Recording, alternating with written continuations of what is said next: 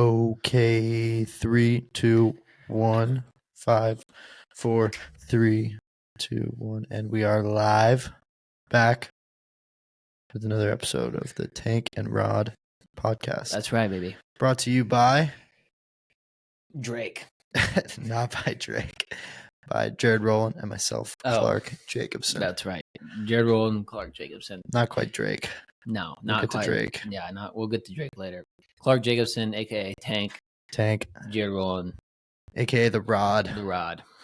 Fishing rod, rolling tank, whatever you want to call it. Yeah. Well, we're back. Feels good to be back in here. Feels good to be back. We haven't recorded in a little bit. Yeah, it's been a little bit, I guess. Little hiatus, some life situations. Yeah, like there always is. Like there always is. Ups and downs. Absolutely. Well, considering that our first recording that was supposed to be our introduction was maybe subpar in quality, a fist away. It sounds nice though. Yeah.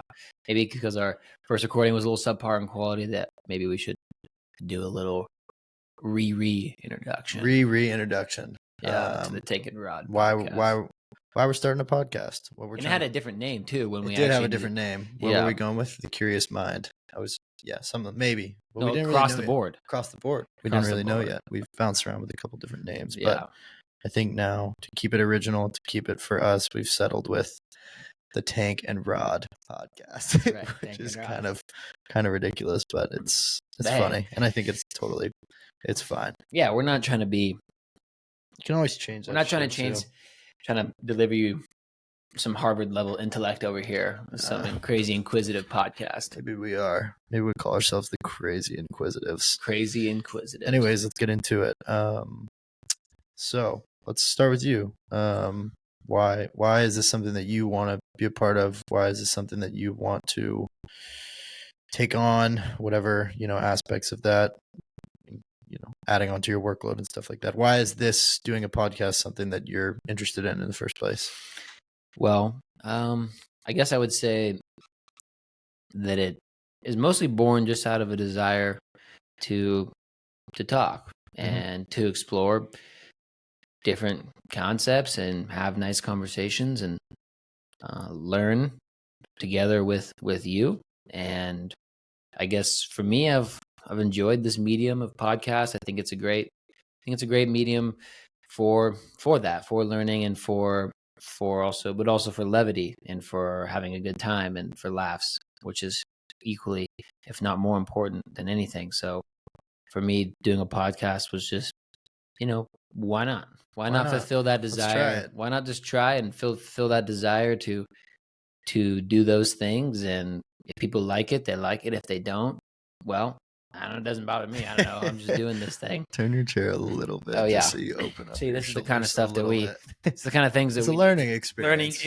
Experience. In the back of the mind, though. Yeah, like let it be known, we're just sitting in like our dining room chairs here. Basically, dining room chairs in our garage. We got a nice little studio in here. I hope it's visually appealing. Maybe we could get a little Tank and Rod. We could get like a maybe like a Lego set, like a big model tank that we could put That's right here. Idea. And then we could get one of Ethan's fishing poles, and that could be the statement. I think that would be pretty adequate. Didn't mean to cut you off though. No. I must say we are in our garage, but the visionary behind this is Tank himself, who put this together, and I just kind of helped hold up some shit while we screwed some things in. But yeah, it looks nice in here. It really does. You can call us innovators. Why not? Why not? Well, how about you, sir? Yeah, it's a good question. I think it's what I was saying last time. I was actually reading through one of the things that I had written a while ago when I was in Europe the last time. It was kind of when I was more, it became something that I was much more looking forward to doing and feeling like I'm actually at an age where I can do it now versus 2 or 3 years ago when it was maybe a thought that popped in. It didn't seem as feasible. Yeah. But I think living where we do now, being surrounded with a little bit of a quieter, calmer environment, I think we certainly couldn't have taken this on where we lived 2 years ago in Stacks. Definitely not. Fraternity house. Absolutely not.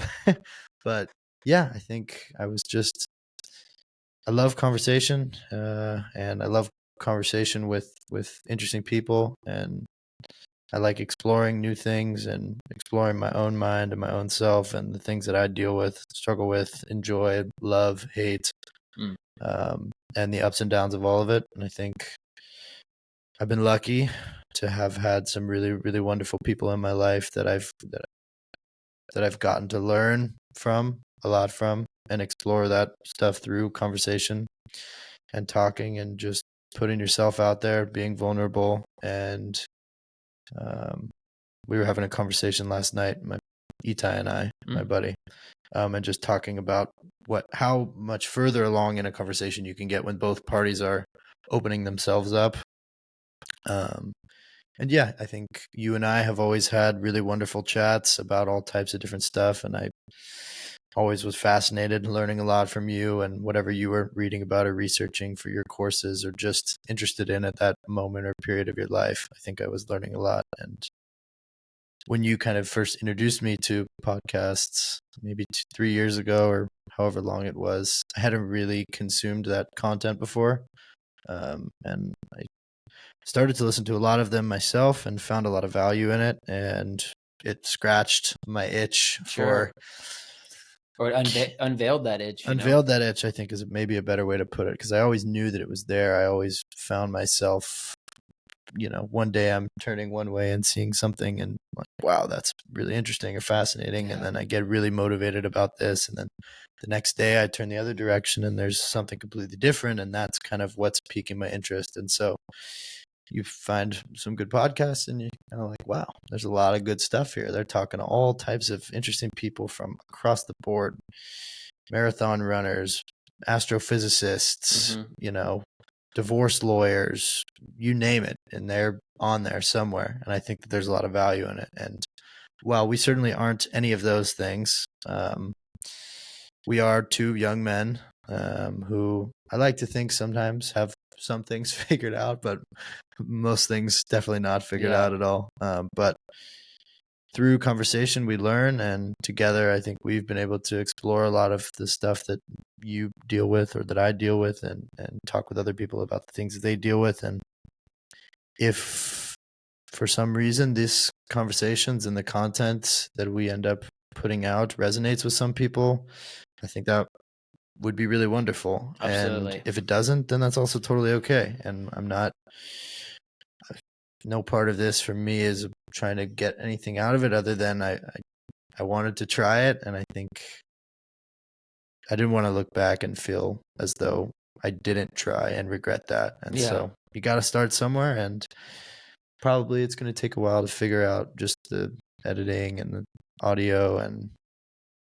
But I think just improving a little bit at a time, making more and more, sticking to a regimen, a routine, and just getting more comfortable talking like this, but also recognizing that there's another player kind of. So yeah, it's fun. It's been a good time so far. Absolutely. Yeah. It's, what you said about we're not experts in anything, but we are two young adult males who, and like any even young person, deal with the trials and tribulations of young adult life, which is very real and a real tangible challenge that I think all of us go through on a daily basis. Totally. And it manifests itself in different ways for different people, but through it all, there can be periods of storm and calm. And I think just talking about that, and along with just the other aspects of life and fun things and everything that plays into it, because being a young adult can be stressful. It can also be, I guarantee that most adults would say they look back on these years as some of the fondest. That's what everybody says, which is very peculiar, because in the moment sometimes it feels extremely. Why the hell would you all be looking back on this? It can feel extremely dire and extremely totally tough. That's a great point. And confusing and stressful, but everyone says that. Yeah, it's true, and I just think that's interesting, and maybe it's because that maybe part of it's just that excitement, it's that fluidity of life that maybe that some people, I don't think everyone, but maybe some adults lose. I don't know. I'm not an adult. I don't know what I'm talking about, but who is though? That's true. Adult babies. Adult babies. What was I just gonna say? I think. Oh, I kind of lost my train of thought. But like for adults, maybe they look back on this, and I think if you can get to the place where the all the questions and the things that are kind of on the forefront of our mind at this time in our life, and all the things that seem like impending doom almost. Where are we going? Relationships, school, work, seeming like, especially in America, sometimes seeming like you have to have it all figured out. But at the end of the day, you really don't have to have anything figured out. And if you can get to a place where you find a level of comfort in that, I think then you can really enjoy the time that is now, which just you really don't. There isn't so much on your plate. Like Yeah. we may have a lot of things on our plate, but in the grand scheme of things, when you have a family and real, not that our responsibilities aren't real, but as you grow up, you add more onto your plate just in terms of things that tie you down to a place. Yeah, I think you get more. I think you have a lot of responsibilities now, but they're more almost you have a lot of responsibilities to yourself. It's all where very maybe when you're an individual. adult, you have you have a lot more responsibility to others. True. With that comes with family and all kinds of work and maybe other With things. great power comes great responsibility. That's right. And right now you don't. And right now at 20 something, you don't really have any power. No, so you don't. just kind of have a responsibility that you place on yourself to try and be the best version of yourself and set yourself up in a way that you feel like you'll be happy about in the future. But that's just like so difficult. It is. It's difficult, but it's also in those moments where you don't feel like it's difficult, it's really blissful, I think. And when you, like, what were we talking about last night? It was just all the things pulling you or myself in any number of directions on any given day. It's like the goal is to just find the balance between all of that. Yeah. And you can feel it when you get out of balance, and it's kind of a forever pursuit of trying to put yourself in that place where you're getting those pieces of yourself that you need, that are innately part of you. And if for some people it's, a higher percentage of some things than others. Yeah. But you can feel it when your internal compass kind of gets off whack. And I was talking about, like, for myself, at times I can feel very pulled by whether it's people or things that I hear or advice. And I can get kind of pulled towards certain elements, maybe in a work sense, because I believe in myself and all these things. But you hear people that come up, and in the work that we're kind of doing, the entrepreneurial stuff, we get a lot of these guest speakers who, Sure. CEO of this big company, and they come in and they're, maybe they're 40 or maybe they're 30 years old, however old, and they come in and they say, oh, you guys, you spend too much time scrolling, you spend too much time like jacking around. You know what I'm doing every time I'm in my car? I'm either listening to a podcast or I'm making business calls. It's like, I have so much goddamn time in my day to do X, Y, and Z. And I think being young and feeling malleable, you can get really pulled to those ideas of like, that's what I need to do to be successful.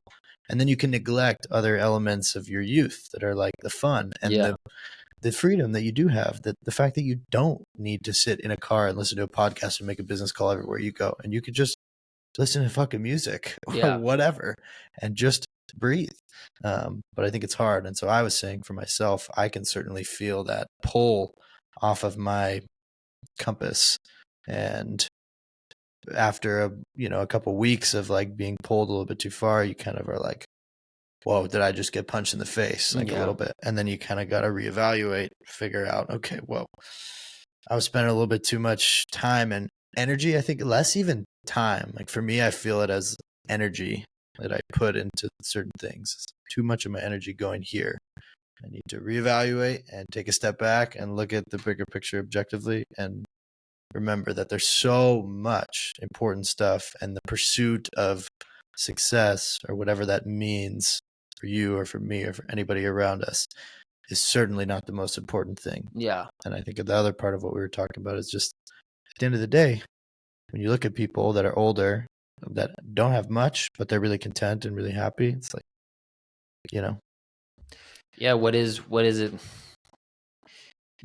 what does it mean to be successful? And I think that's a big question, but I think for a more practical application of it, for me, the practical way to think about it in terms of this age is like when you're young, you just, like you said, like you're malleable and you get a lot of incoming data about this is the way to do this. This is the path. Get on the path to get to this goal. And it's like, okay, that's the way I have to become. And I think it's great to get advice and to learn about the path towards something that you're looking to accomplish in your life. But I think you have to, when you're young, you can forget, like you said, that the path doesn't have to define your character. It doesn't have to define who you are. Before you were on that road, you still were the man or the woman that you were before. Like, and that's important not to forget those things that made you to who you are now, to even put yourself in the position to try to pursue something. Like, Absolutely. Remember who you, for me, that's a struggle. So remember, who am I? Or like, I don't know, I can't figure that out, but I can figure out You fucking neither. I can't ever figure that shit out. But I can figure out, I know the things that I like. Yeah. I'm pretty sure of that. Yeah. I know that, like, oh yeah, if I go, the sun's about to set, I should go watch that. Or I should go get in the water and go surf, or like I should go spend some time with my friends at a dinner and hang out and chat. That was really nice time we had the other night. It was a beautiful evening, and that's like one of those moments where it's like it's a Saturday night and you're like, man, what did we do? We just sat around. We just chatting. We just went to a little Mexican joint. That one, Mexican joint, yeah, Mexican couple joint. blocks away. Yeah. You, me, and our roommate just chatted for like 2 hours. It was nice. Yeah, it's had a little Mexican Coke. Beautiful Mexican Coke. Great, phenomenal Mexican Coke. Great tacos. Guy was super nice. He let me use their bathroom back there. The lights were broken. It was kind of sus in there, but it was fine. A bit of a situation in the bathroom outside of the Mexican John. Well, it was inside. It was like behind like the grease kitchen. I saw him let you through like the trap door. Yeah, I like walked back. I kind of felt important, honestly. I was like poked through, like, what's up? Yeah, it was kind of badass, but it was like a little hard to hit the toilet. But nevertheless, it's like, I think you can get into those modes where you're just like, you want something so much and you're just like, I'm going to put my head down and block everything out and do it. And it's like, you can get into these routines tunnel vision. Yeah, you can get in that tunnel vision, get these routines of like losing the fact that, yeah, you could just go to a Mexican joint with your friends. And it could be a couple blocks away, but that can be special. Totally. And it's crazy how something so simple could feel so special. And yeah. You could feel like, man, like, damn. Like, we had a great time just talking. It was super nice. I think it's also like, I mean, we don't go out a lot around here. It's not really part of your weekend routine so much. Neither. Pacific Beach, San Diego. In Pacific Beach, San Diego. Yeah. Pay Bay, baby. Yeah.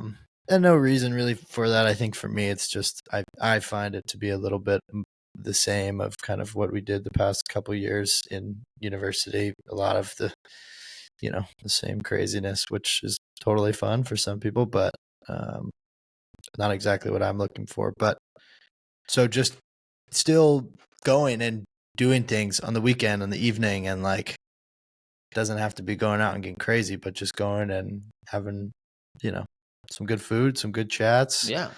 Couple laughs, look back at some old stupid ass videos, and killer, man.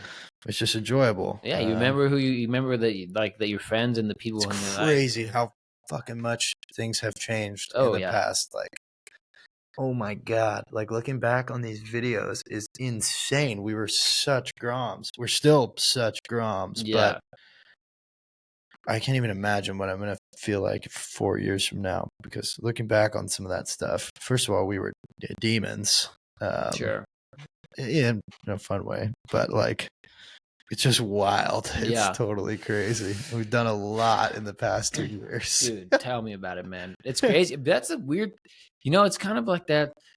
I don't know. There's a kind of that metamorphosis happens in high school too. I think. You get in there as a freshman, you're like, you're probably damn near still like an 8th grader. You always think you're the shit. Like, it's always at every age. You get to freshman year of high school and you think you're a big dog because you're looking back on something in the 8th grade and you're like, I'm done with that. And then I'm him. Yeah. And a couple years into high school, you look back and you're like, I was a baby. I was 14 years old. That's ridiculous. Yeah. You get to college and you think you're hot shit again. You're running around, a bunch of new people. it's crazy life, especially at San Diego State. It's crazy. Yeah. If anyone wants, if you want to have a crazy college experience, San Diego State's a good place to go. It's definitely a crazy college experience. Yeah. We can tackle some of those fun stories another time, but there's a lot. There's a lot. You really think you're him, but you're literally taking like communications like 102. Like, you don't even know what the fuck is going on online during COVID, so it's just even more ridiculous. You're like wake up in bed, you're like, maybe you're not feeling too good because maybe you had a little too much of an evening. Yeah. And you're just like, you pull out the camera, your computer, just like join, just lay there. Yeah. Fucking great, great education. It's a great education. It really is. But I think at the end of the day, well, what are you there for is to develop on so many other areas of yourself. Like I remember with the first couple of years, I was like, the whole academic aspect of college was like, this is not. I also got myself into some trouble. Yeah, Clark got in some hot water. I got into some serious hot water with the university. Oh, yeah. Because I did think I was him for a second. You did. I thought they didn't know me. I was like, I'm getting violations left and right. I'm not on the register. I'm not boasting about this, but I just thought I wasn't on their roster. I'm not on the roster. I was flying so high above. I remember seeing you and I was like, you like had got like a sandwich. You're walking out like when you're with a crew of some people, just like some boys. It was an evening time. You were just like, yeah, I could tell you're feeling yourself. You got like a little tri-tip sandwich. And I was like, Clark, like to check your email for like a Habit Burger sandwich. Habit Burger. Like, you check your email for like some violations from that, for like the party you had or like all right, just other stuff. What? Okay, so it was like peak COVID. It was peak COVID. We got here in 2020. 2020. We had a function in our dorm, which was like I don't really want to call it a function. There was probably 15 people there. We weren't allowed to. It was a gathering. A gathering. But we're freshmen in college. It was like, what are we supposed to do? Not gather? I don't know. Stay 6 feet away. So I don't know. I was like 18, and I was like, let's fire it up. We were all trying to fire up, but we had this. I couldn't even think like beyond like the next like day or weeks. I don't really remember the order of what it was, but there was 3 things. I remember we every single time we had to walk out of our dorm room, we had to have a mask on. Yeah. And me being all of high school, I was a pushback. Like did really well academically, but always pushing buttons. Every time I could. Young Clark did not like authority. Just let that be known. That's for sure. I've certainly learned. But, I had to get out what would you call it? I don't know. I had to get that. I'm looking for a word. I can't think of it right now. But anyway, so there was three I got written up for walking out of my dorm without a mask on. Okay. The RA sniped me. Got ya. But they didn't tell me. Well, they told me via email. But that wasn't being checked. The email, this was the whole kicker. But yeah, I wasn't checking my email because I had never really used email before. And next thing you know, I'm getting 10 emails a day from Adela De La Torre telling me about, HIV on campus. And I'm freaking out about it. Well, I really wasn't freaking out about HIV, but there were some people who were freaking out about HIV. Well, there were some situations. I mean, and that's important information. And it is. Let it be known that it was communicated that the email was the sole and main way that the university was going to communicate with you. You need to check your email, Mr. Jacobson. During COVID, there was no in person. The email was the way that all data was all on email. And I was like, I would check it. It wasn't that I didn't check it, but I just didn't thoroughly check it. And I would get, we would probably get, because all of the academic emails would come into the same hub too, and then you get like the Thanksgiving like newsletter. Oh my god! Like, every time you submit a assignment, it's like, oh, you do a discussion post, 10 responses to your discussion post. It's all funneled to your email. I was like, this is outrageous, but I can't excuse what happened. Anyways, got written up for that. Then we got written up for having the function, the gathering, which I was present. And I do remember I got in there. Me and my roommate Milo he was heated. Yeah. He was so pressed. So they were like, Clark and Milo are throwing a function. So everyone in the dorm area is like, let's fire it up. So we start committing MIPs all right and left. And we're like, let's get into this. And we're just like, whoop, just like playing music. Whoop. And getting groovy and what. Feel now it's done. Yeah, you're just like a little bit of that. You just hit that and you're just ready to go. You got like a disco globe that you bought on Amazon for like $10. Oh, you're ready to go. Anyway, so we go into Clark's place, and I remember we're partying there and everything. And Clark goes out. Clark's place was where you wanted to be. Clark's place was the zone. Well, my house was also yours a zone, but for different types of individuals. Holy fuck. Anyway, so Clark goes out, and I don't know where he went, but I was hanging out with some people and whatnot, and then I hear a knock at the door, and I look through the people, and I just see Clark's face just like this, just like his eyes are kind of closed. Like, I mean, I probably looked exactly the same. I was probably falling against the wall and all over the place. I was sleepy. He was sleepy. Clark was sedated. All right, let's Anyway, so I opened the door, and then there's Clark, and then right behind him are just the two RAs just standing there like this. I said, nope, and I just shut the door shut. Bye-bye, and then shut it shut, and then they had sniped me walking back into the building. They got you, and then I came and then you back. finished the story. And I was like, oh shoot, like, oops. We had already gotten a noise complaint, which I wasn't part of, but yeah. I was out of the apartment, but someone during the noise complaint. So but you weren't because you were out of it. You weren't responsible for the party in your dorm. No part of. Yo, I left for 30 seconds. I had nothing to do with it, and I swear to God, that noise complaint doesn't apply to me. Oh no. No, it was not recording? No, it's recording. We're good. Thank God. All right, so this is the kind of kinks we have to work out here. It's going to happen, definitely. Anyways, we come back in. I'm heated. I'm like, oh, we're fucked. So we get written up.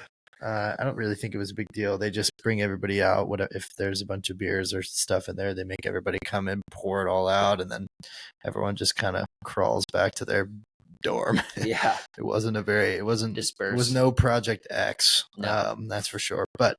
And then there was a third this is where I really fucked up because we were all having to get COVID tested on campus every week. And I got tested off campus, I think. Oh my God, I remember this. And I tested positive. This fiasco. I tested positive for COVID, and I was at this point, they were sending everyone that tested positive for COVID into these quarantine dorms. Yeah, for 2 weeks. You'd be or 10 days or 2 weeks. I remember our buddy Eli Vogler was up there, and he told us a story like it was fucking San Quentin up there. Yeah, they dropped food. He was just posted in there. They come like 3 times a day to drop food, and you can't leave. And you're telling me I'm like, I got to go up there for 2 weeks? Hell fucking no. Yeah. So I just thought, okay, well, I tested positive, but I didn't get tested on campus. Not in the system. I'm not in the system, so I'm gonna finagle. Genius level. I was brilliant. Brilliant. Let me tell you. The alcoholic beverages were not infringing on the genius at this point. This was purely, in fact, enhancing it. Enhancing the genius. And yeah, so I opted to not tell the school.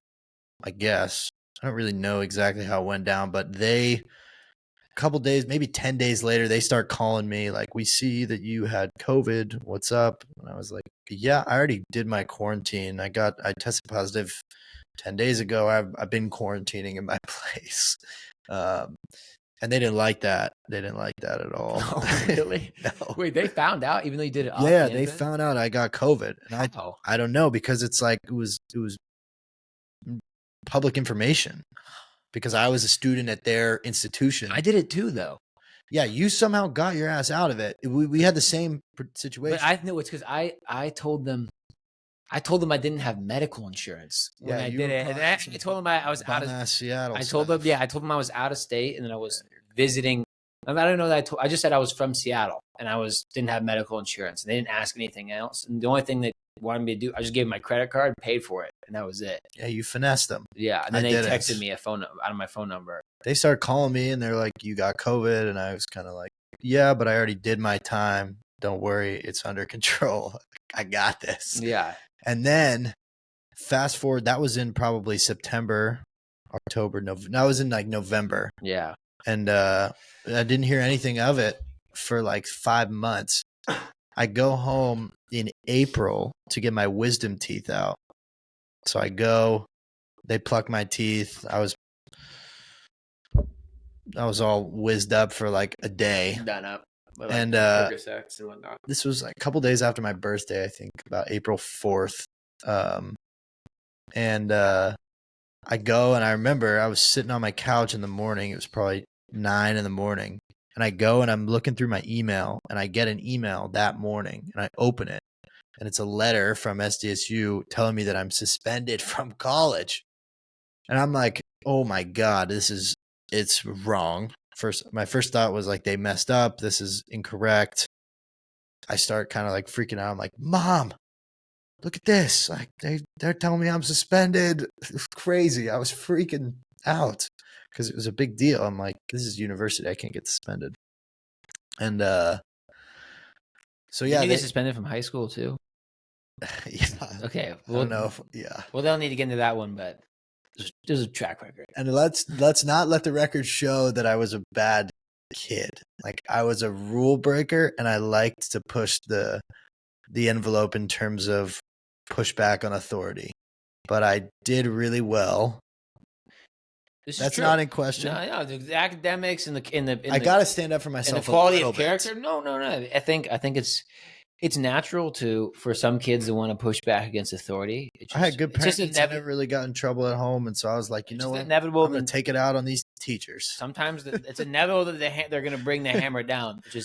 They brought the hammer down, and it was. But it's how I learned, and I'd like to think I've grown up a lot. Yeah. Well, I remember that it was like you were.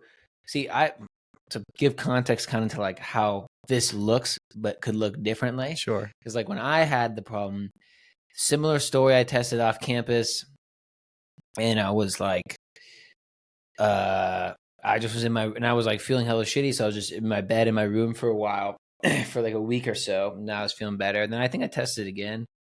And then I tested again on campus, negative. And then so I had the negative test to show. And anyway, whatever happened, I got an email because I hadn't been doing the COVID test because I hadn't seen the messages or the emails or whatnot. And I got an email saying that but the crucial part is that I saw it before they said I have a hearing because it's natural for the school. It's because of your hearing. Tank went to the hearing. Yeah, that's what happened with me. Tank didn't attend the first hearing. I got 2. So they sent me 2 hearings. They sent me multiple emails throughout the course of this past 5 months or however long it was, telling me to show up to a virtual hearing with an academic officer. And I whiffed. I didn't see the emails, didn't even open them. So fast forward back to that morning when I get that email and I'm suspended. I'm freaking out, and my mom's kind of like, well, did you check your email? Like, did you see if there's been other communications about this? And I was like, yeah, I checked my email. Like, of course. And I go back through and I look from the sender, and I was like, Center for Student Rights and Responsibilities. And there's like 7 emails that I hadn't opened. And I go and I open them, and progressively it was like this violation, that violation. I think there was only 2 on there. And then it was like meeting scheduled for October 11th with the, academic people. And then, oh, you failed to show up to this meeting, another one in December. And then 4 months later, they sent me the thing saying you're suspended. And that was a fucked situation. And that was the situation. Just to wrap it up, because it's a long story, but it ended up being totally fine. I did get suspended and all things did have a semester where I wasn't allowed to take classes at San Diego State. But it actually worked out. I was able to still live with all my buddies and have a great time. And I took the exact same course load that I would have taken through Mesa Community College. Good and stayed on track, still dialed up to graduate. And yeah, I hope that doesn't tarnish any part of my future opportunities, but I don't think it should. I doubt that. Those are weapons of the past, Absolutely. Yeah. Yeah, it's a crazy. Yeah, man. I don't know. If you're young, you don't know what's going on. You're 19, 18 years old. You're still like, you still just got out of high school and now you're in college, and it's like such a It was also a crazy time during COVID, and I wasn't the only one that this happened to also. Excuse me. There were a lot of people who got in probation, a few other people I know that got suspended.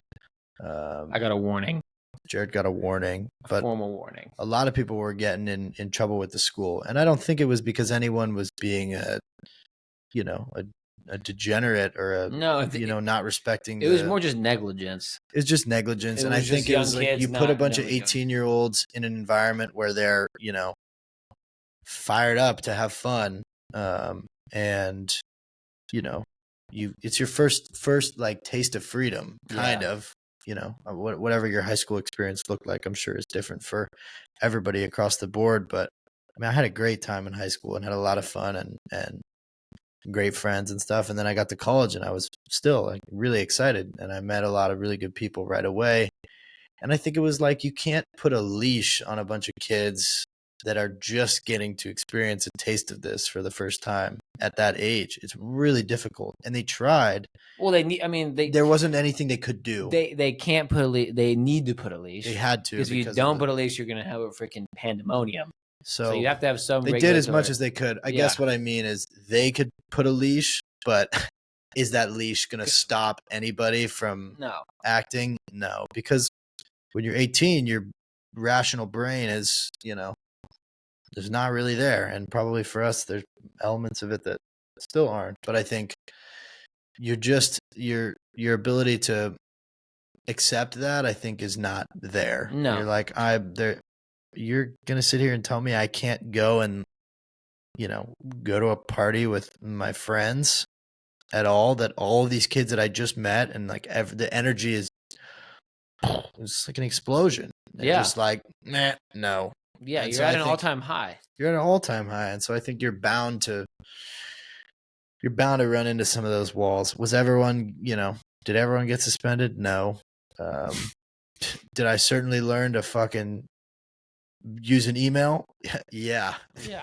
Fair I'm point. a religious now, but yeah, I think it all ended up working out, I think, and honestly kind of a funny story. And it was, there were definitely moments where I was like, whoa, this is not good.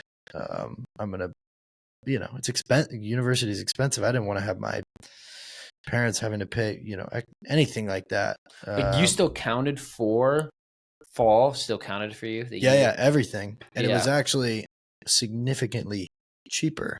Because all the courses were from a community college. So if you want to look at it through an optimistic lens, I was just trying to save my parents some money. Let's just put that out to, anyone. Like, dude, if you're going to college, like in those first 2 years, someone's bullshit, some stuff.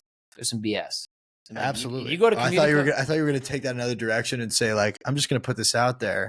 Like, if anyone wants to go and like get themselves suspended for a semester, you could really save your parents a couple bucks. And if you work a good deal with them, maybe you could take a little bit of the profits. And there you go. There's all kinds of certain operations. It's like if you're going to Boulder, you might as well take the suspension for 2 semesters. Fuck.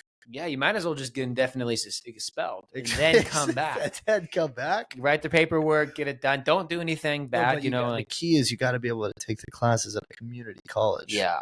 And transfer them so that you don't lose any. But you still need to be with your crew, though. With your dogs. So it's hard to it's good to go on campus because then you can be with the crew and you can meet people. It's a fine line.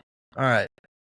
We're going to pause and we're going to filter into the Drake segment. Oh, Drake. Champagne Poppy segment. Champagne Poppy sheg. It's the pretty boys versus the petty boys. What was the bars the other day that you were fired up on? I got meter man. I got tickets like a meter maid. Let's go. Tickets like a meter man. Or off certified lover boy. So this segment, pretty boys was this segment is going to be about. So, Jared loves Drake with a passion. And if you were in like a parallel universe, Drake would be my favorite artist. Okay, so this is going to be how we're going to do the segment, and it might change a little bit, but we're going to take another industry or another like category of things, a genre, and you're going to give me the Drake equivalent of that genre. Does it make sense? So like, because first tell me how you feel about Drake. Drake is, look, I don't know anything with a passion. I don't know anything about Drake as a person. Okay, but you could go in on that if you decided to. Sure, but I don't know anything about the guy. I mean, he's got some, I don't know. He's got a OVO. Yeah, he's got OVO brand. He's He's got a nice haircut. He dresses well. He's kind of weird. I don't know. I don't know which album, whatever. One of the songs off Certified Lover Boy with that. One of the music videos with all like the wives coming up was very odd, in my opinion. But let that be said. It's a certain aesthetic. Yeah, there's an aesthetic that Champagne Poppy has. Even calling himself that is a little peculiar. But like he's an interesting guy. I'm sure he's a great guy to. You don't have to fucking with. sugarcoat it. But I think his music sucks ass. Okay, so let me be straight about that. And I know that's hard because a lot of people our age and younger or even older really love Drake, and I just don't really like him very much. Let's move into the segment. So the first one we're gonna go with is commercial vehicles. A commercial vehicle for Drake. Wow. Not like for Drake, but like the Drake of commercial vehicles. Yeah, like what is Drake comparable to in the commercial vehicles? Look, I'm not talking about his character. I'm talking about his music catalog. And in terms of his music catalog, that would be... That's a great question.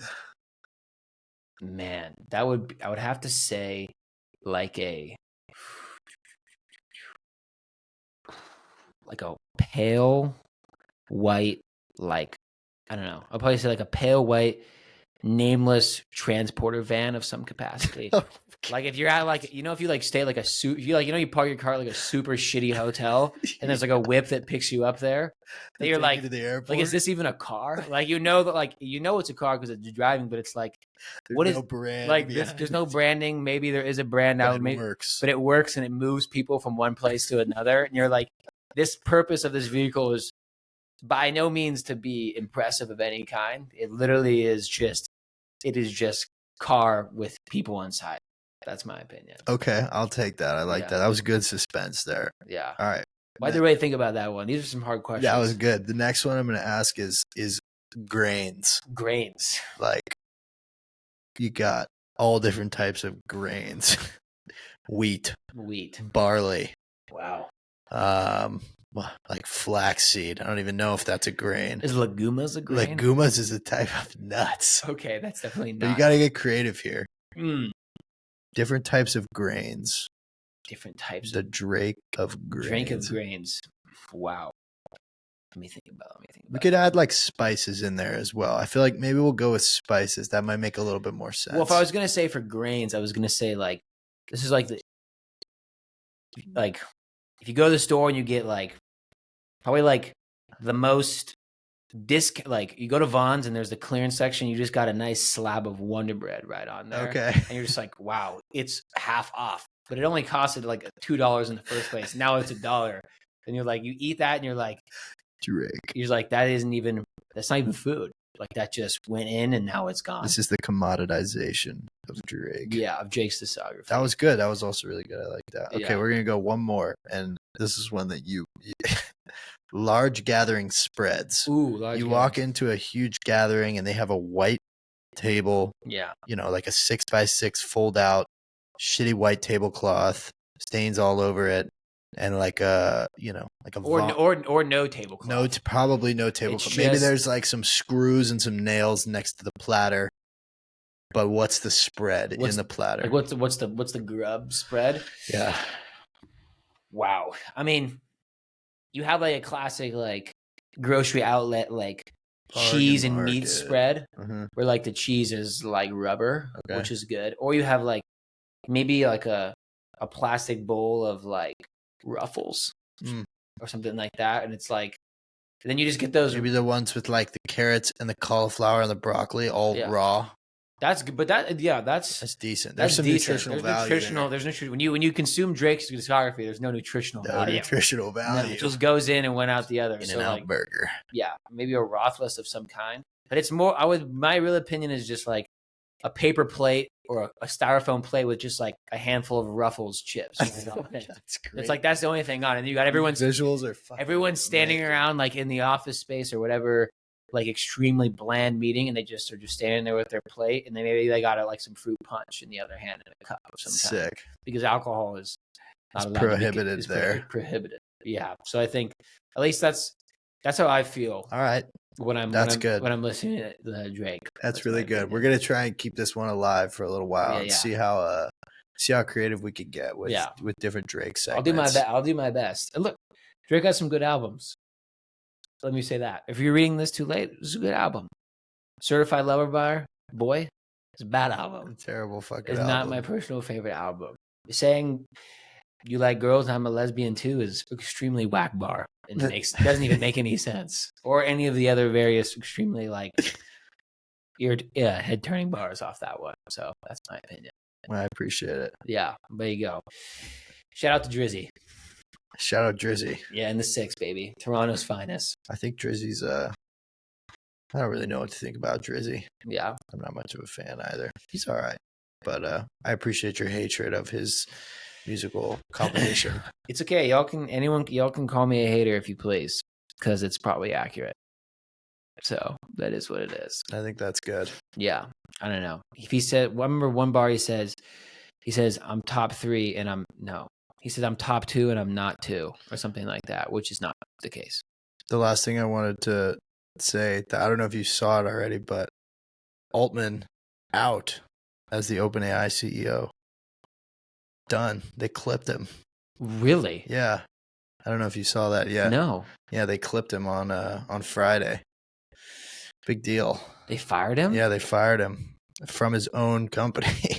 So the board got together and clipped him. And then over the weekend, and even the same day that they clipped him, there was already like articles floating around that we're talking about Sam Altman, CEO of OpenAI, by the way. Yeah. But yeah, the same day that he got clipped, there was already articles floating around that now they want him back. It was kind of a big storm, but yeah, apparently I was reading about it. And what I was seeing is that I think there was a difference of interest between his pursuits for the company and the original. So originally they're a nonprofit, actually. That's why it's called OpenAI. Yeah. So they were founded with the business structure of a nonprofit is completely different than a for-profit company. So a for-profit company, the sole objective is to maximize the shareholder value. Yeah, it's to grow. And the ideals of a nonprofit are far different. And I think what they wanted to do is provide an open source to this super high-level technology as it kind of, comes out to the world, to the public. And I think what I was reading is that there was kind of a headbutting in that, and Altman kind of really wanted to move fast, and whether he wanted to monopolize or capitalize financially, I'm sure is part of it as well. But like in terms of moving fast, like developing like an AGI or something like that. They had the developer day, which was in San Francisco like 2 weeks ago, where they came and they had an event, and all the top software developers probably across the country, and I'm sure people flew in from all over the world. It was a super hyped up event, but they all came to this presentation in San Francisco, and I think there was some critique that Altman really pushed to discuss these new, basically one of the things that they just released, the app store essentially for the models, where and I've even played around with it myself, where you can go onto the software if you have the paid version, and train a specific model to be an expert in something. So you can prompt engineer it and give it a specific data set. You can upload PDFs. You can add specific code to build this model to have a certain hyper-specific functionality, and then you can put it on the OpenAI App Store as a publicly usable app, essentially. That 30% commission. And OpenAI makes 30% commission. I was telling you about that. It's huge. Which is big. And I think that was a part that the board, who their job is not necessarily to maximize shareholder value because of their mission as a company, as a nonprofit. So they're like they're like a more altruistic. They are basically like, we don't want this to go fast. We don't want to scale this out extremely fast. I think the what's his name? Stars Gunner. I forget it. He was kind of the guy who's in opposition with Altman, but he's one of the board members. And I think he is super concerned about the deployment and the safety that needs to be in place when you're presenting consumers with this type of technology. And I think is probably a little bit more pessimistic in my interpretation as far as pessimistic or more, he's more conservative, which is not pessimistic. Sorry. I know you have, I think me and you have a little bit different viewpoints on that. Yeah. I think I'm less conservative than I used to be. Yeah. But I still think it's definitely, I think overwhelming. I don't know. I literally listen to data, like overwhelming. I don't want to stop you, and I want to continue. I just wonder if, on the whole, do you think that most people are conservative in the United States?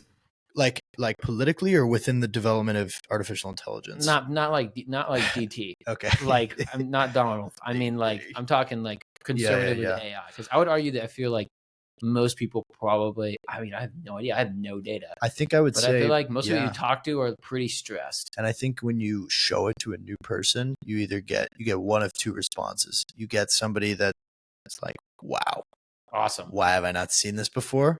And then, I need to be using this like today. And then you get somebody who sees it and they're like, that's scary. I don't want anything to do with that. And both are, keep it away from me. I'm of the opinion I both, to me, totally make sense. In fact, my initial reaction was that, and now I've kind of transferred more into like, this is a pretty awesome tool. It's a phenomenal tool when it's used to your advantage. Yeah, but the idea, we talked about it in the car one time, but the idea that, a group of terrorists in another part of the world that has, the intention of committing or spreading hate through a platform that makes that really accessible is definitely scary. But anyways, back to the situation. I think they clipped him for a differing philosophy. I think something like that. Business mission statement. Obviously, I saw the funniest things. There were all these like Twitter responses talking about, what's really going on. And somebody posted one that was like asking ChatGPT, if hypothetically the CEO of OpenAI was fired from the company by the board of directors at 4 p.m. on a Friday, a week and a half after the developer day, what is the likelihood that there is more going on that we're not aware of? And the response was so funny because it was like, yeah, there's definitely a lot of stuff going on behind the scenes. Definitely. Which I just thought was pretty comical. But yeah, and then I was reading today that there's talks about bringing him back already, whether that's as the CEO, I don't know. But I think what it seems like is that Altman and the president was also fired the same day or let go. What it seems like is that those two want to move faster, still being conservative about the power of this stuff, but that they want to take this and run and get to the level that it's capable of. Whereas, okay, but to play devil's advocate to that, is it to take this and run to increase Sam Altman's already $1 billion net worth? That's a great question. And that's like how much can you trust in a man who is making $1 billion to look at this most innovative technology of the past? $1 billion is 9 figures, correct? Yeah. No one should be worth that. Wait, 10 figures. 10 figures. No one should be worth that. Like, you looking at a guy that looks staring down the barrel in the face of the most innovative technology in the past 20 years. And he's like, if I move quick with this, my pocket is going to get huge. I'm not saying that's what he's thinking. Deep. But how much self-control can a person, I don't know. How reserved do you have to be like, I could be worth the most powerful man in the world but I'm going to decide not to be. I saw that was like, so what it seems like is that the people that want to move fast have now been ousted by the people that want to move slow. And they're going to go and start another company probably within 3 days that wants to move fast. And everybody that wants to move fast will attach to them. And everybody that wants to move slow will probably be left behind, which is kind of a crazy thing to think about. It's like, if he wants to go and build something else with another guy, he has every means and ability to do it, which besides maybe patented technologies. Sure. I don't think obviously there's things in place that he couldn't go and build out the same models, but I think a lot of them are open source. So there isn't necessarily anything that's, IP sensitive I don't know 100%, but We definitely don't know that. I've read stuff, but yeah, crazy. I just thought that was a big develop, and it was crazy. I mean, he gave the keynote at a huge event, no less than 2 weeks prior. And I think just interesting to see that there's not only is there debate about how to unleash this technology amongst the public, but clearly now we're seeing that there's an extreme level of debate going on internally amidst these organizations and companies as well about the safe way to do this and the right way to unleash something that has the potential to be so insanely powerful, and how to give that to the public in a way that is, not putting them with a nuclear bomb in their hands. Yeah, man. I mean, fuck, dude. It's intense. It's intense stuff, and I'm. Can I get a sip of that? Is there Yeah. any water? Oh, sorry about that. I get it. Fuck, dude. It's.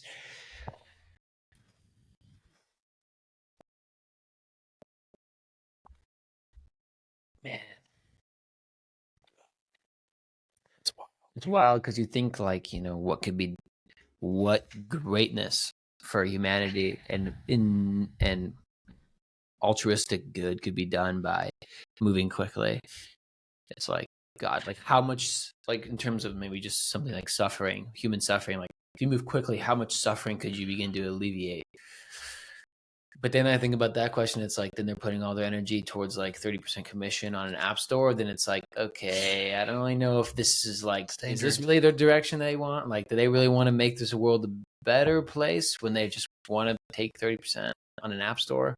That's not helping people. And I'm not saying the company has to help people. Like, you're a company, you're free to do as you please in this life. But still, to me, I would feel tremendously less. I would feel like a less need to be conservative if my opinion of the company was that their sole mission was to alleviate suffering or make the world a better place. You know what I mean?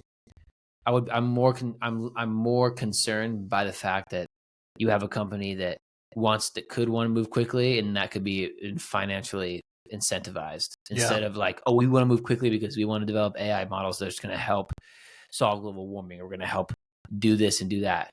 And it's like, oh yeah, let's like, I could support that more. Yeah. At least that's how I feel. I agree. I don't really know like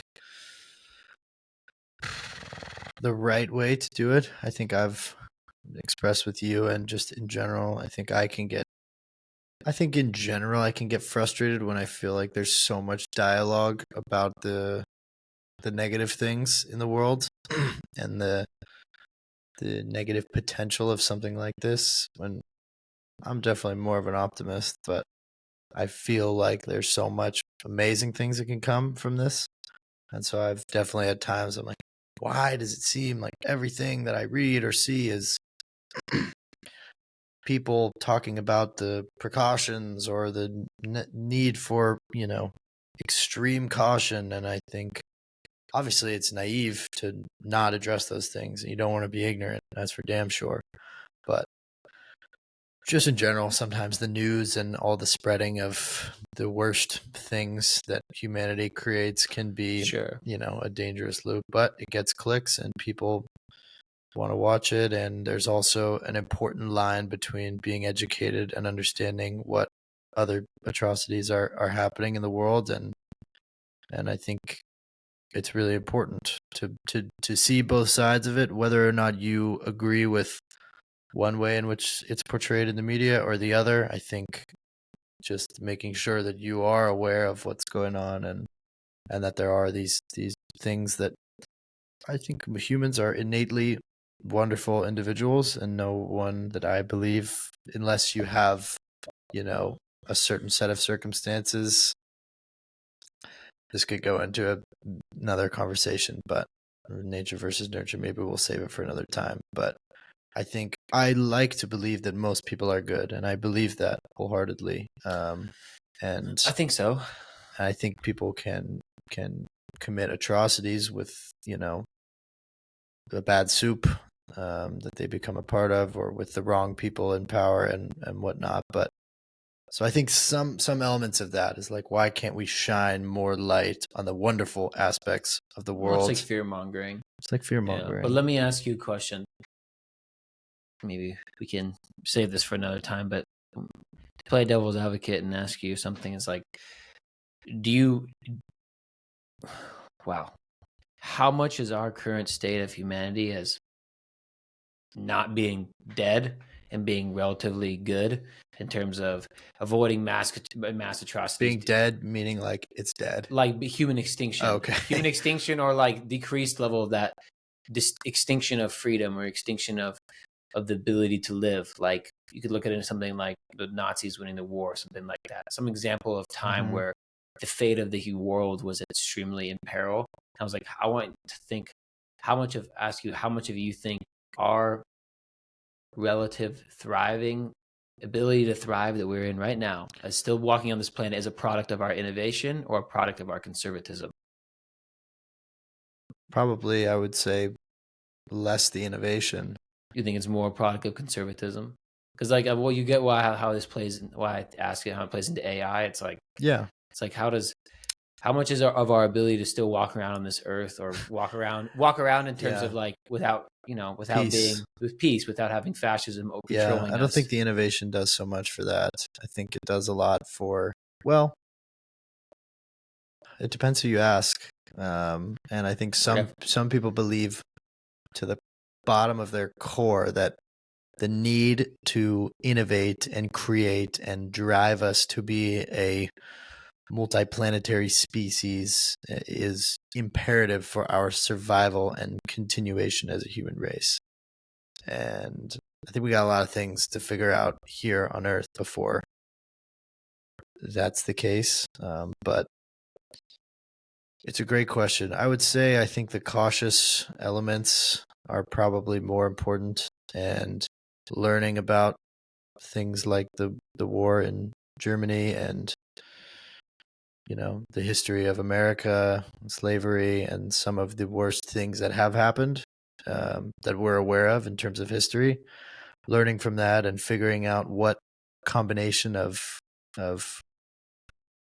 what elements combined for things to go so wrong. Yeah. What are the flaws in human nature, and what are the areas that allow for something so horrendous to happen and to, I don't want to say prosper, but like for something like that to happen and to happen for such a long period of time is unbelievable. Yeah. But if you break it down and look at the flaws of human nature and some of the elements of ourselves that can get to a place where we're believing somebody standing up in front of us, even though they may be spewing us complete and utter bullshit, is a tough question. But I think to answer your question, I would say I agree, and in the fact that I think more of the conservative nature, not politically, but just the cautious aspects, are healthy and helpful. And despite the fact that it may be at times like, why are we only shining the flashlight on the most horrendous things that exist in the world? There is some level of importance there.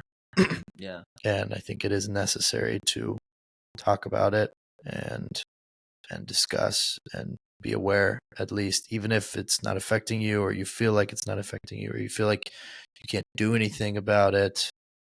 To have the conversation and to spread the conversation as well, I think is important. Yeah, I think it could boil something down to like, to bring it full circle back to like young Tank in college. You have an innovative mind of a young adult male who's just going full throttle. He's making great friends. He's doing a lot of stuff. He's all over the place. He's having the time of his life. He's making core memories every day. But he's not checking his email. But if he's not checking his email, and if you let like that youthful, maybe not youthful, but that kinetic, fiery energy that I think is what drives innovation.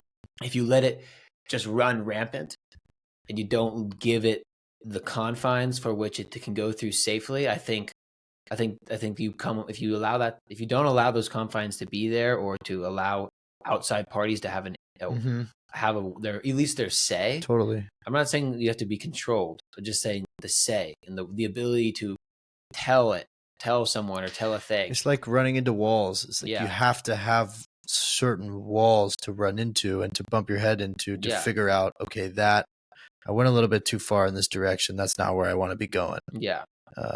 And to have those systems in place, I think, like you said, not control, but just the infrastructure. Yeah, it's like a child. Totally. A child's youthful energy is beautiful. Yeah. And should not be discouraged. A youthful energy of a child is one of the most incredible parts of being of human life. The curiosity is the curiosity in seeing a young child growing up in this world and engaging with it and become like, it's just the most so special. That's amazing. True. And that should not be hindered. That should not be controlled, but it needs to be. I think that exactly what you just said is exactly how it's been described in terms of the deployment of different AI technologies. It's like, treat it like a child and understand that the potential is unbelievable and amazing, as is the potential for a child to go off the rocker. If you don't, I was going to say the opposite, but the potential is unbelievable and amazing for the technology, as is for a child to do something wonderful. But if you don't put any parameters in place, or don't have anyone having the important discussions or telling the model or the child, that's not okay, or that's, you can't do that, or you can't do this. There has to be a good infrastructure in place in order for this. It feels weird to compare the technology to a kid, but it has been compared to, it's obviously very different, but I think what you're alluding to, without the infrastructure or the guidelines in place to get it to that place where it is doing something beautiful and prosperous and innovative and really helping the world from any number of angles, you need those systems. You do. And you need those conversations, which goes back to, I guess, what I can get frustrated with sometimes is like, you need to shed light on the negative potential of something like this. Yeah, absolutely, man. I think and we're gonna have a crazy life, Clark. We're gonna up in a crazy time, and I just hope that crazy time to be alive. Crazy time to be alive, but I feel like that's probably crazy time to be alive. What gives me levity is that. What gives you levity? It gives me levity. What gives you levity? I don't know. Probably going down the line on my wave storm. Ooh, going down the line on the wave storm. Yeah, or doing a little backside turn on my midline. Pow! Smack to the lip. Smack the lip. Bow. But what gives me levity is that I think this can boil back to kind of the mission statement you said for this podcast, is that I feel like every 20-something, the world is always in a state of crisis. I think everyone always is like, man, we're going into a crazy time. Like my mom is probably like, we're going into a crazy time. It's a crazy time to be alive. Yeah, like, oh my God, it's Vietnam, or there's freaking Nazi Germany, or there's freaking USSR, all these things. It's a crazy time. Crazy time. But it's like, it's always a crazy time. That's human nature. It's gonna be a crazy time. Crazy time. It's gonna be a cool time. It can be cool and crazy. I'm excited for it to be. I'm excited for the cool parts. You guys don't even know what it was like growing up in the 1970s. It was a crazy time. I bet it was. What the fuck are you going to say to your kids 60 years from now? You guys don't even know what it was like growing up in 2020. Yeah, you have no idea. I had to listen to fucking Drake every other week. Listen to Drake every week, and it was brutal. It was brutal. He was top of the Billboard charts every. Certified Lover Boy was on top there. If you ever play that in this house, you're fucking done. CLB, my son. CLB, don't play this. Otherwise, you're disowned. You gonna name your fucking kid Champagne? No, definitely not. You're gonna have a boy named Champagne and a girl named Rose. I don't like to bev that much. I think I'm good. Yeah, no, thank you. I don't know. Yeah, kids' name. This story for another day. Should we wrap it? Yeah, let's wrap it up. That was fun. That was good. That was a good. That was one. fun. That was a good time. Solid. How long were you did that? Hour and 10. Wow, yeah, hour and 10. That's a good time. I wonder where people are going to check out at if they pop it. Like what? I would be, if anyone makes it through that's not my mom or my dad, or people that care about me, I'd be surprised. I don't feel like we're uninteresting. I certainly don't think that, but dude, it's a freaking podcast. And we're nobodies. It may be like, this is what Mr. Beast was talking about today. Is like, once you get people in to a certain level of commitment, they're not really going to leave. Yeah. Like once you get them there, but we're not making YouTube videos. Yeah. Well, we are going to probably put these on YouTube, but I think, I think it will just be a trial and error and see when people check out, when they don't. And I think it's going to take a long time before there's traction, but that was fun. That's the thing. Yeah. For me, I don't really care if anyone watches. Me neither. If it gains over time, that's awesome. But that was really genuinely a great time. That was a good combo. Really a fun time. Had a lot of laughs and like talked about some cool stuff. Like that's to back what I felt like what I said for me. Like that's what I want. Me too. And I think that's great. And so yeah, let's wrap it up. All right. Well done. Thank you guys for tuning in. Go give us a follow. How does it work? Where are the plugs, Clark? Where can you We gotta figure out how to do the plugs. Where can you find Tank and Rod Podcast? We gotta figure out how to do the plugs. Yeah. So we're gonna have Tank and Rod Pod on YouTube. You can go check that out. Probably, yeah, the Tank and Rod Pod. There's gonna be a Spotify that you can catch us on. That's gonna be great. Mm-hmm. There'll be an Instagram account. Check that out. Maybe a TikTok eventually. We gotta figure out how we're gonna do those clips and stuff. Yeah, we don't have that figured out yet. Maybe an Apple Pod. Apple Pod. That sounds pretty good to me. Those are the plugs for now. No merch. Check us out at the Tank and Rod Pod. Also, shout out, Olim, Milo Stybor. Shout out Slim. Artist of the Tank and Rod design. If you're looking for some graphic design. Yep. And also just a little sweet guy to just have a nice conversation with. Milo's your man. If there's any woman out there looking for a sweet guy, dude, I don't know any. Sweeter. There's none sweeter than Slim. And he'll make you he'll draw you some nice stuff. You guys can see the artwork sitting behind Jared. That's a Slim piece right there. There's some stuff behind my head. See Olim right there. I don't know if people are gonna be seeing this, but he's quite talented and absolutely just a sweet guy. Real sweet guy. Let me tell you. Sweetheart. What a sweetheart. A sweetheart. He had himself a night last night, huh? Well, let's not disclose any information. No. He's a sweet guy. The book is open for sure. So yeah, go check him out. Check us out at Tank and Rod. Check out Olim at Milo Stybor or Olim.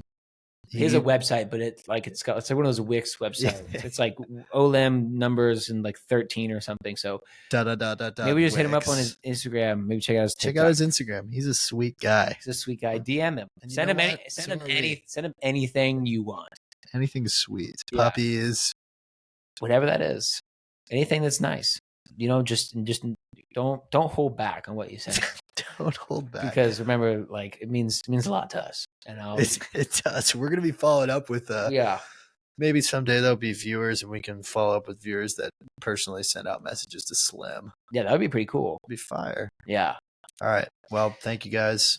Thank you. And later.